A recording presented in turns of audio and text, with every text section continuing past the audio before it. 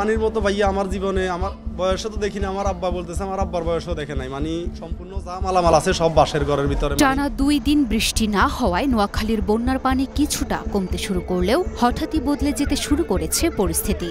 পানি নাই, খানা নাই, ঘরবাড়ি নাই, কিছু নাই, সব পানি নিয়েছিল। ফাঁসির ভরি নিয়ে জালনা করলাম। কষ্ট আছে, মানুষ অনেক কষ্ট করে। গতকালও যে এলাকাগুলোতে পানির পরিমাণ তুলনামূলকভাবে কম ছিল সেখানেও সকাল থেকে বাড়তে শুরু করেছে পানি। এছাড়াও গতকাল রাত থেকেই অনেক এলাকায় ঢুকতে শুরু করেছে পানি। অনেক ভুক্তভোগী জানিয়েছেন ফেনী থেকে আসা বন্যার পানি ছড়িয়ে গেছে নোয়াখালীর এসব এলাকাগুলোতে।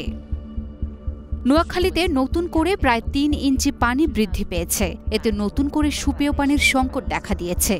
অনেক জায়গায় তলিয়ে গেছে ঘরবাড়ি ও সড়ক। এছাড়াও বিভিন্ন আশ্রয় কেন্দ্রে ছুঁই ছুঁই করছে পানি। ভুক্তভোগীরা জানান শীঘ্রই তাদেরকে নিরাপদ স্থানে না নিয়ে গেলে পানিতেই আটকা পড়বেন তারাও। স্মরণকালের বন্যার ভয়াবহ রূপ দেখছে ফেনীর 3 উপজেলার বিস্তীর্ণ জনপদের 2.5 লক্ষাধিক মানুষ। বন্যায় জেলার ফুলগাজী, পরশুরাম এবং ছাগলনাইয়ার প্রায় 95% এলাকা পানিতে ডুবে গেছে। তবে বৃষ্টি না হওয়ায় ধীরগতির হলেও একটু একটু করে কমতে শুরু করেছে পানি।